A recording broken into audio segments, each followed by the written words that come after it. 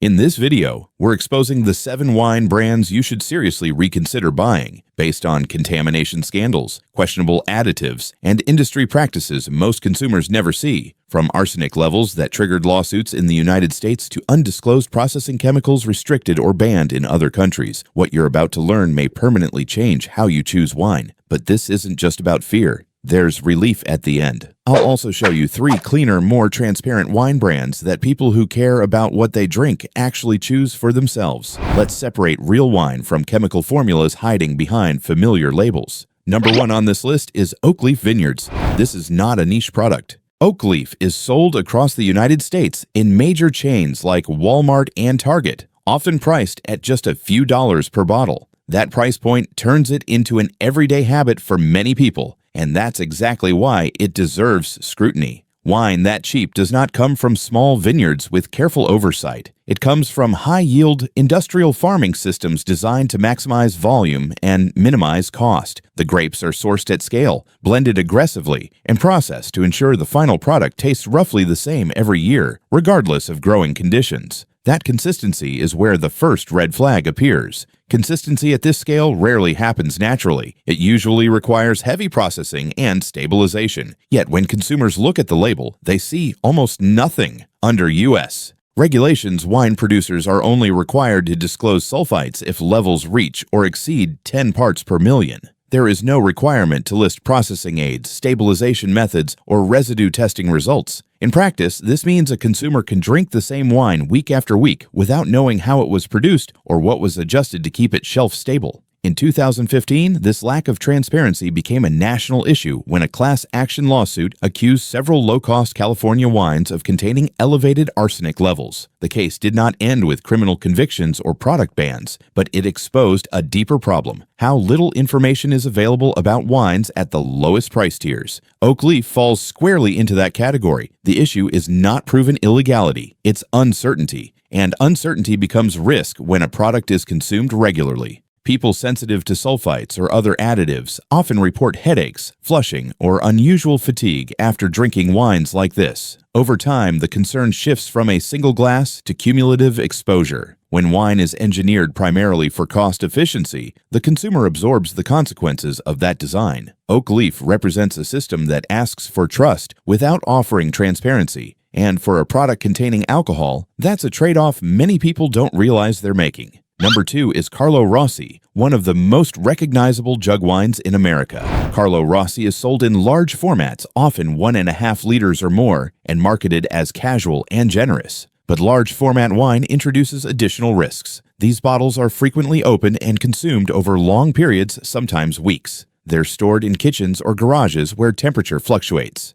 Heat and oxygen accelerate chemical changes in wine, which means stability becomes a priority long before quality does. Like Oak Leaf, Carlo Rossi was mentioned in media coverage surrounding the 2015 arsenic controversy involving inexpensive wines. Again, there was no definitive ruling declaring the brand unsafe. But the pattern matters. Jug wines rely on predictability. Flavor, color, and shelf life must remain consistent across enormous volumes. That predictability doesn't come from careful aging or terroir. It comes from processing choices designed to control the product under imperfect conditions. Consumer complaints frequently describe disproportionate hangovers after drinking jug wines, headaches, nausea, and exhaustion that don't match the amount of alcohol consumed. That doesn't prove toxicity, but it does suggest a higher burden on the body. When wine stops behaving like fermented fruit and starts behaving like a manufactured formula, the difference is felt quickly. These wines are designed to be cheap, stable, and forgettable. And when something becomes forgettable, people stop asking questions. That silence is the real risk, and it's exactly why these brands land at the top of the avoid list. Number 3 on this list is Yellowtail. This brand is impossible to ignore in the United States. In multiple retail reports over the past decade, Yellowtail has ranked among the top-selling imported wines in the U.S., moving millions of cases per year through grocery stores, big-box retailers, and convenience chains. That level of distribution doesn't happen by accident. It happens when a wine is engineered to survive long distances, long storage times, and wildly different conditions, while still tasting almost identical from one year to the next. That consistency is the first signal. Wine is an agricultural product. Weather changes. Harvest quality fluctuates. yet yellowtail wines often show minimal variation across vintages. To achieve that, large-scale producers rely on industrial stabilization techniques. This includes aggressive filtration, blending across regions, and sulfite additions high enough to protect the wine during months of overseas shipping and extended shelf life. Under U.S. law, producers only need to disclose sulfites if they exceed 10 parts per million, but they are not required to state how much beyond that threshold is used, or why. In 2015, when inexpensive wines came under scrutiny during the arsenic lawsuit era, imported mass-market brands like Yellowtail became part of a larger consumer conversation. While no final ruling declared the brand unsafe, independent testing at the time showed that arsenic levels in some wines approached the federal drinking water limit of 10 parts per billion. Even when technically legal, that comparison raised a critical question. If this is something people drink weekly, sometimes daily, how much margin for uncertainty is acceptable? Health-wise, consumers sensitive to sulfites often report headaches, sinus pressure, and flushing after drinking heavily stabilized wines. The issue isn't a single glass. It's repetition. When a wine is designed for global distribution rather than minimal intervention, the body pays the cost of that design choice over time. Yellowtail isn't marketed as risky. It's marketed as friendly, easy, and fun. And that contrast between image and process is exactly why it belongs on this list. Number 4 is Black Box, one of the most successful boxed wine brands in the United States. Boxed wine has exploded in popularity over the last decade, with sales increasing by over 40% in some 5-year periods, largely because it's convenient and inexpensive. Black Box typically contains the equivalent of 4 standard 750 ml bottles, encouraging longer-term storage and repeated exposure. Here's where the concern shifts. The wine itself is only part of the equation. Boxed wine is stored in plastic bladders, often made from multi-layer polymers.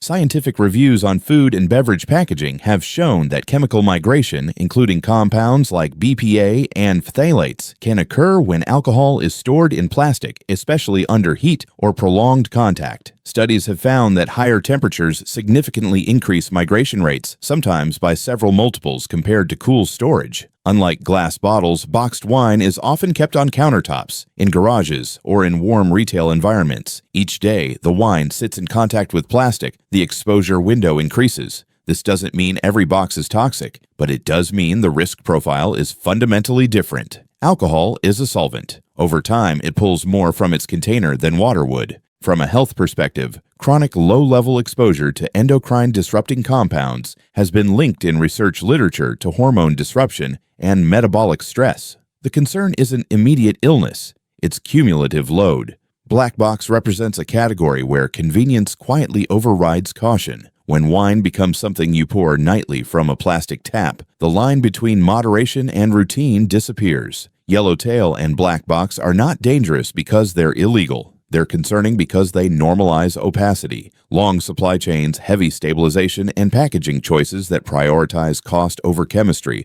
all shift risk onto the consumer. And most people never realize it because no one is required to tell them. Number 5 is Stella Rosa, one of the fastest-growing sweet wine brands in the United States over the past decade. In some retail chains, Stella Rosa accounts for double-digit percentage growth year over year, driven largely by younger drinkers and casual consumers who don't usually think of wine as alcohol. That's not an accident. Stella Rosa is engineered to be easy, low bitterness, high sweetness, minimal friction, and that design choice carries consequences most people never stop to consider. Sweet wines like this often contain residual sugar levels comparable to soft drinks, sometimes exceeding 15-20 grams per serving, depending on the variety and pour size. When sugar and alcohol are combined, they alter how quickly the body recognizes intoxication. The sweetness masks alcohol's bite, delaying the natural signal to slow down. This is why people often consume 30-50% more volume of sweet wine than dry wine in a single sitting without realizing it. The issue here isn't legality, it's physiology. From a processing standpoint, maintaining a stable sweet profile at scale requires intervention. Fermentation is frequently stopped early or adjusted to preserve sugar, and the wine must then be aggressively stabilized to prevent re-fermentation in the bottle. That typically means higher sulfite usage and additional processing steps. Under U.S. labeling rules, consumers are only told whether sulfites exceed 10 parts per million, not whether they're closer to 40, 80, or significantly higher. That missing context matters for people who experience headaches, sinus pressure, or fatigue after drinking sweet wines. The health impact shows up subtly. Sugar spikes blood glucose. Alcohol amplifies dehydration. Together, they increase the likelihood of sleep disruption, next-day exhaustion, and cravings that encourage repeated consumption. Stella Rosa isn't marketed as a dessert wine. It's marketed as casual, everyday, harmless, and that framing is exactly why it belongs on this list. When alcohol stops feeling like alcohol, consumption quietly increases, and so does the load on the body. Number 6 is Dark Horse Wine, a mass-market brand positioned as bold, smooth, and reliable. Dark Horse wines are sold nationwide and priced in the low to mid-range, making them a frequent weekly purchase for many households. The defining feature of this brand is consistency. The Cabernet tastes the same year after year. The color is always deep. The mouthfeel is always polished. In wine, that level of predictability is rarely natural. Wine is influenced by climate, rainfall, soil, and harvest timing. When those variables disappear from the final product, something has replaced them. Large producers achieve this through blending across regions and vintages, aggressive filtration, and the use of concentration and flavor-shaping techniques that smooth out rough edges. Industry reporting has documented the use of grape concentrates and color enhancers like Mega Purple across the lower and mid-tiers of the wine market to standardize appearance and sweetness. While legal, these practices fundamentally change what the consumer is drinking. From a health perspective, heavily processed wines tend to contain higher levels of congeners, byproducts of fermentation and processing that contribute to headaches and hangovers. Consumers often report that wines like Dark Horse produce stronger next-day symptoms relative to the amount consumed. Again, this isn't about one glass, it's about repetition. A wine designed for maximum uniformity often carries a higher chemical burden than one allowed to express natural variation. Stella Rosa and Dark Horse are not accidents. They are products engineered to remove friction from drinking. Sweetness, smoothness, and consistency are not neutral traits. They are tools. And when those tools encourage higher consumption while obscuring how the wine is made, the risk shifts quietly onto the consumer. By the end of this list, a pattern should be emerging. The wines most aggressively marketed as easy, fun, and reliable are often the ones that ask the most of your body and explain the least about what's inside the bottle. Number 7, and the final brand on the avoid list, is Charles Shaw, better known to most people as 2 Buck Chuck. This wine is sold almost exclusively through Trader Joe's stores across the United States, and at various points its price has hovered between $1.99 and $3.99 per bottle, depending on state taxes. That price made it a cultural phenomenon. For years, it symbolized accessibility. Wine for everyone. No pretense, no barrier. But accessibility at this scale comes with trade-offs that rarely make it into the conversation. Charles Shaw is produced in massive volumes with grapes sourced from large industrial vineyards. At this price point, there is no margin for careful vineyard selection or low-yield farming. The goal is efficiency. Large batches are blended to achieve uniform flavor, color, and alcohol levels. And, like other ultra-budget wines, this brand appeared in media discussions during the 2015 arsenic lawsuit period, when consumer groups began questioning how inexpensive wines could be produced so cheaply without cutting corners. Once again, there was no definitive ruling declaring the wine illegal, but legality isn't the same as reassurance. Here's the core issue. Wines at this price tier offer almost zero transparency beyond what the law minimally requires. As mentioned earlier, sulfites only need to be disclosed if they exceed 10 parts per million, with no obligation to specify whether levels are just above that threshold or many times higher. There is no requirement to publish residue testing, vineyard treatment data, or processing details. Consumers are expected to trust the system, but trust without information isn't trust, it's assumption. Health complaints surrounding ultra-budget wines often follow a familiar pattern: rapid headaches, facial flushing, and next-day fatigue that feels disproportionate to the amount consumed. These reactions don't automatically mean contamination. They do suggest a heavier processing footprint. When wine is engineered to be this cheap and this consistent, the body often reacts before the label ever explains why. Charles Shaw represents the endpoint of the industrial wine model: maximum affordability paired with minimal disclosure. And that's why it closes out the avoid list. Now, to understand what real contrast looks like, we need a reference point. That brings us to brand recommendation number 3, Tablas Creek Vineyard. This winery operates in Paso Robles, California, and follows a fundamentally different philosophy. Tablas Creek is Regenerative Organic Certified, ROC, a certification that goes beyond standard organic rules.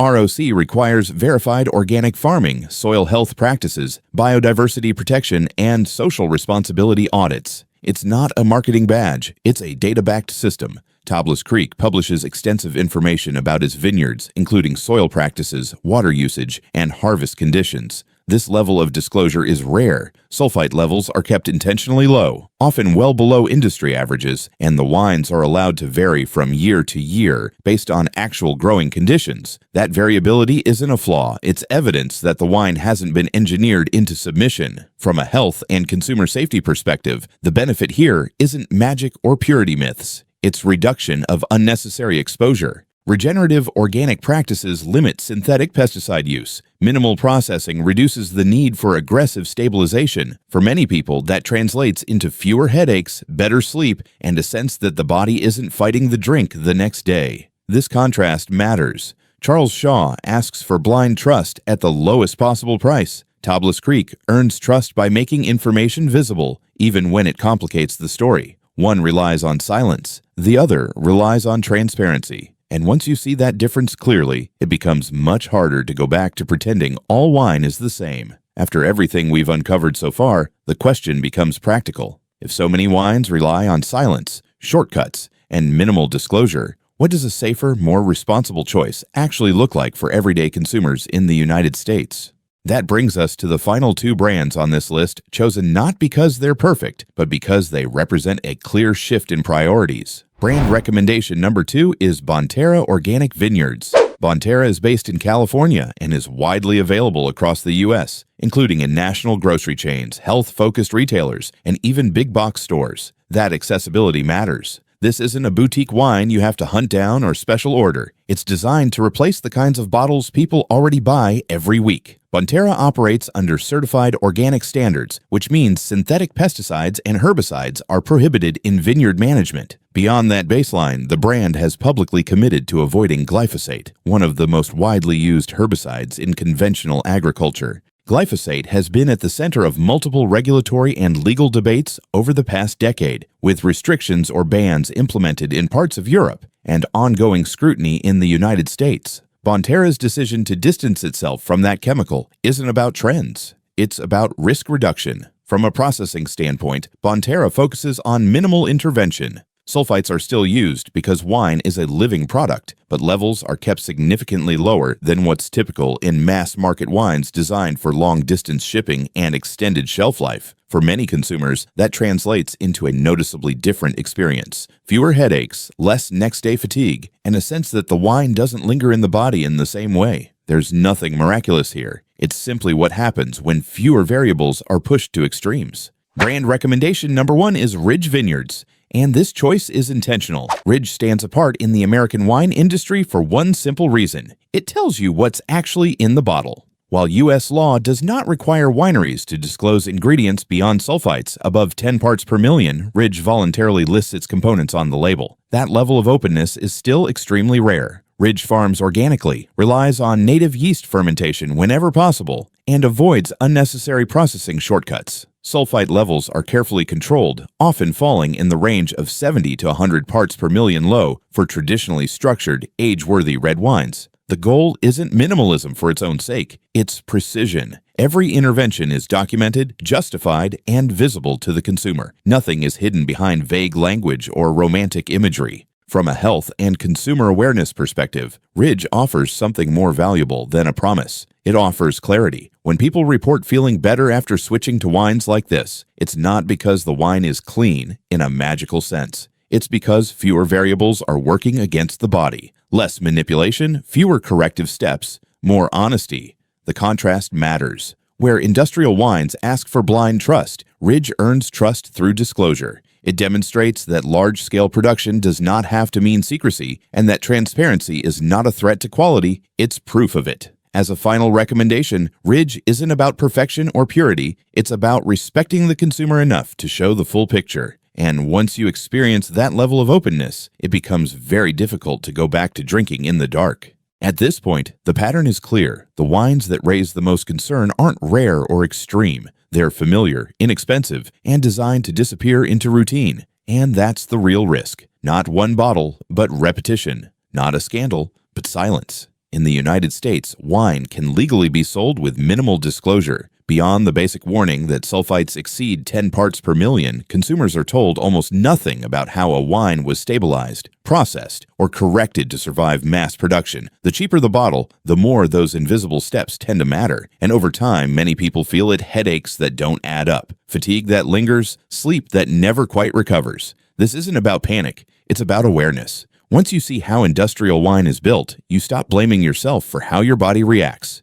You realize the issue wasn't moderation alone, it was information, or the lack of it. Choosing better wine doesn't mean chasing perfection or quitting alcohol altogether. It means reducing unnecessary exposure, fewer shortcuts, fewer hidden variables, more transparency. When wine is treated like food instead of a formula, the difference is often felt, not advertised. If this video changed how you look at the wine aisle, help it reach someone else. Like the video so more people can see it. Share it with anyone who drinks budget wine without ever questioning what goes into it. And subscribe for more investigations into everyday products that quietly shape our health. Stay informed, drink with intention, and I'll see you next time.